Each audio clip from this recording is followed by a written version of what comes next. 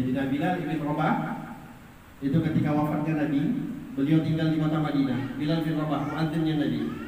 Ketika wafatnya Rasulullah SAW, Sayyidina Bilal nggak sanggup tinggal di kota Madinah. Beliau kalau lewat satu jalan, contohnya jalan Medan Banda Aceh, beliau ya Allah dulu Rasulullah lewat sini, menangis, pingsan. Lewat nanti masuk gang Matang Kuli, ya Allah Rasulullah dulu pernah lewat sini, beliau teringat, nangis, pingsan. Lewat sini, semua sudut kota Madinah beliau pernah jalan sama Nabi. Setiap mengingat lewat jalan sini dulu Rasulullah berjalan ini begini, nangis, pingsan. Akhirnya nggak kuat hidup di kota Madinah. Pergi Sayyidina Bilal bin Rabah ke negeri Syam, sampai beliau hampir wafat di negeri Syam. Dan satu kali datang mimpi daripada Nabi SAW, mahadzal jafa ya Bilal, kekeringan apa ini wahai Bilal, engkau sudah pindah ke negeri Syam. Nabi datang di dalam mimpinya Sayyidina Bilal, kenapa enggak pernah ziarah? Besarnya mahabbah Sayyidina Bilal bin Rabah. Datang kepada makamnya Nabi karena dimimpikan oleh Rasulullah. Masuk ke kota Madinah, disambut oleh Sayyidina Abu Bakar As-Siddiq. Sayyidina Abu Bakar As-Siddiq menyambut dengan begitu haru Sayyidina Bilal bin Rabah. Kata Sayyidina Abu Bakar, ya Bilal, arihna bi azani kuntul azan ya Rasulullah. Kuntu azan ya Rasulullah.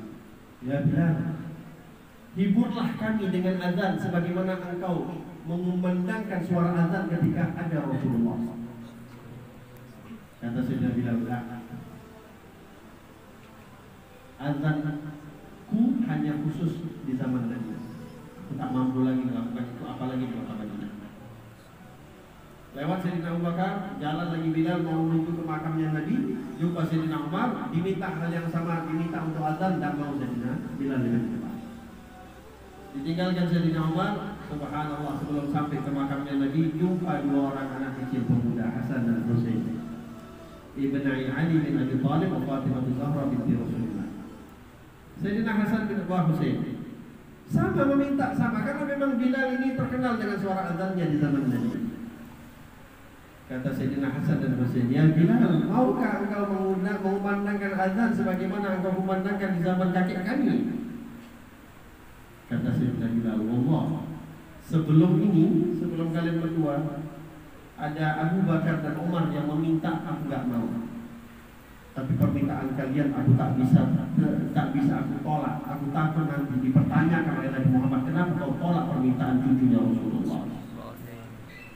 Akhirnya sebelum ke makamnya Nabi, Sayyidina Bilal naik ke tempat tinggi di tempat beliau berada, atau selalu senantiasa mengumandangkan azan di zaman Nabi. Dan itu dikatakan Sayyidina Bilal bin Rabah mengumandangkan azan, Allahu Akbar, Allahu Akbar. Semua orang yang ada di kota Madinah keluar dari rumah. Abu Aisyah Rasulullah, Nabi Muhammad sudah sudah dibangkitkan kembali, sudah diutus kembali. Semuanya geger. Karena ini tak ada azan ini dikumandangkan setelah wafatnya Nabi. Sampailah azan terus berkumandang. Seluruh penduduk kota Madinah menangis. Akhirnya berhenti itu azan dengan ucapan asyhadu anna Muhammadar Rasulullah, pingsan Sayyidina Bilal. Tak mampu mengucapkan nama Nabi Muhammad SAW. Ini bentuk model cinta seperti apa? Bahkan ketika di akhir hayatnya Sayyidina Bilal bin Rabah, itu keluarganya sudah ingin menyiapkanlah hari-hari atau detik-detik terakhirnya Sayyidina Bilal. Ada di antara mereka yang menangis teriak-teriak, ya halakah, wahai celakanya kami, Bilal mau pergi. Wahai ruginya kami, bentar lagi Bilal mau pergi. Mendengar mereka mengucapkan itu di depan Sayyidina Bilal yang dalam keadaan sakratul maut, mereka mengatakan, wah karabah, celaka kami, Bilal mau pergi, celaka kami ditinggal Bilal. Kata Sayyidina Bilal, ya wa karabah, bukan celaka, beruntung Bilal.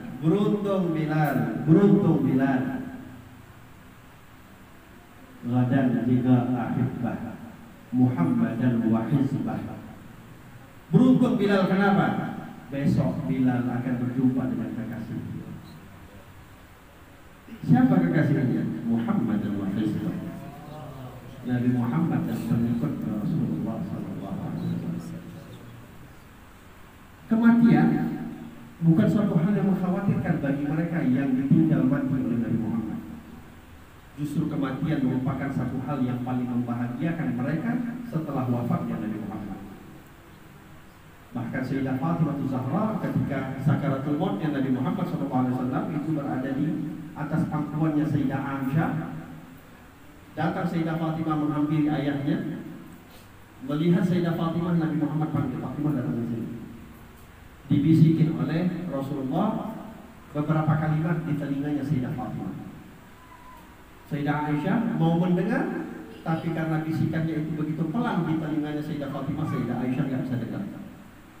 Ketika dibisiki pertama kali, Sayyidah Fatimah bangkitkan mengangkat kepalanya, menangis Sayyidah Fatimah, menangis. Lalu dipanggil lagi lagi. Kepalanya didekatkan lagi di telinganya Sayyidah Fatimah, kepalanya di mulutnya Nabi Muhammad.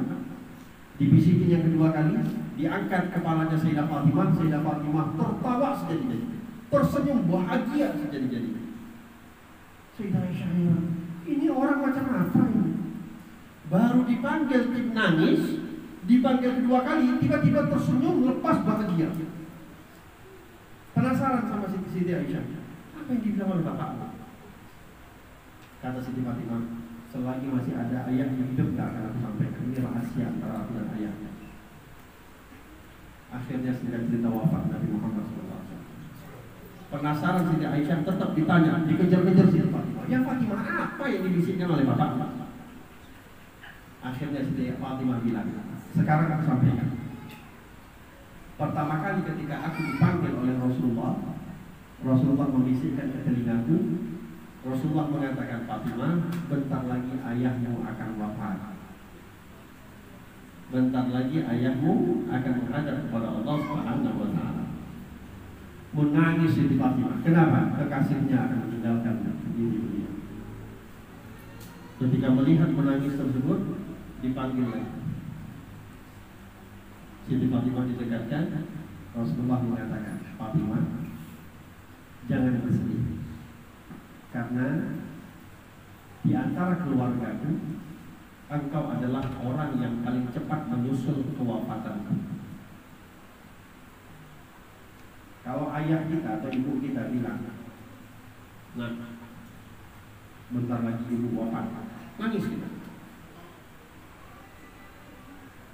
Dipanggil lagi sama ibu kita, nak, jangan nangis, bentar lagi kamu juga yang paling cepat wafat. Tambah nangis kita. Kenapa ibu bilang itu? Baca bawa saya, tambah nangis. Terlihat Siti Fatimah. Ketiga, didekatkan oleh Nabi, Fatimah, engkau adalah dari kalangan keluargaku yang paling cepat menyusul aku. Baru Siti Fatimah tertawa, Siti Fatimah bahagia, senyum. Senyum ibarat kata nih, kalau orang-orang yang diantara kita ini ketimpa uang 1 miliar atau ketimpa miliar masih sedikit 100 miliar, itu kan senyumnya kalau bisa Pepsodent pun habis 24 jam.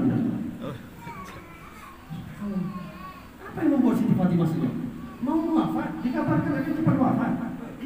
Dan memang betul ucapannya Nabi, 6 bulan setelah wafatnya Rasulullah, wafat Siti Fatimah. Walihada wafatnya Nabi di bulan Rabiul Awal, wafatnya Siti Fatimah di bulan Ramadan, di bulan Syawal. 6 bulan tepat wafatnya setelah wafatnya Nabi Muhammad SAW. Bahagia mereka, kenapa? Mereka akan jumpa lagi dengan Rasulullah.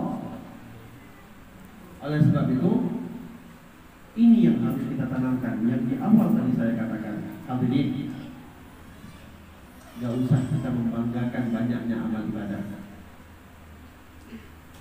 Kalau mau kita bandingkan dengan sahabat, apa hebatnya amal ibadah mereka? Tadi saya katakan, walaupun sahabat tidak terkenal dengan banyaknya ibadah, tapi ibadah mereka banyak. namun mereka tidak membanggakan amal ibadah mereka yang mereka